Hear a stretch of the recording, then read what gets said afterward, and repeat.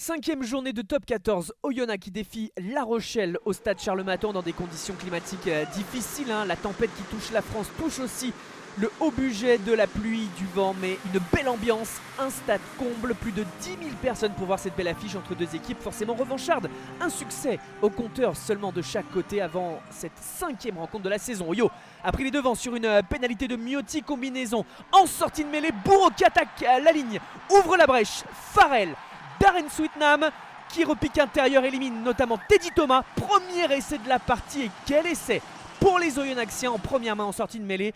On revoit tout cela, on revoit ce décalage surtout et l'ailier irlandais à la conclusion. 8-0 avant la transformation.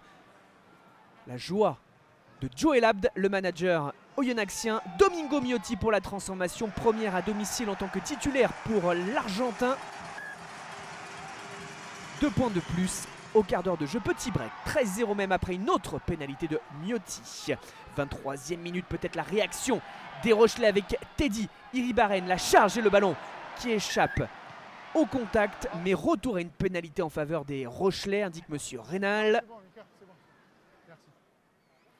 On sent quand même de la frustration du côté de l'équipe de Ronan O'Gara. Teddy Iribaren marque les premiers points de La Rochelle dans cette partie en basculant en seconde période. 16-3 cette fois-ci, grosse mêlée oyonnaxienne, la conquête qui fait la différence dans le secteur de la mêlée. Oyo monte en puissance. Un combat important, féliciter les avants par le public. Domingo Miotti, 100% au pied, qui fait énormément de bien à son équipe. Ça passe 3 points de plus, 19-3, un écart. Et là on bascule dans les 20 dernières minutes de cette partie avec la pression mise par les avants Rochelais, notamment la première ligne. On voit ces petits tas et c'est bien Joël Sclavi de retour de la Coupe du Monde avec l'Argentine, le Puma argentin qui marque cet essai de l'espoir pour La Rochelle. Tu n'aurais pas vu de jeu déloyal quand il joue la pénalité. On revoit cette charge gagnante. Premier essai de La Rochelle dans ce match. Sur un avantage en cours, mais il a fallu s'arracher pour venir finir cette action. Des applaudissements timides sur le banc et là cette fois-ci la 80e minute, on est après la sirène. 19-10, Oyo file vers un succès, mais La Rochelle peut pousser pour un bonus défensif. La charge, et justement elle est gagnante. Thierry Paiva qui marque l'essai du bonus défensif pour les Rochelais à la toute dernière seconde. Une mince consolation, ça se voit sur les visages.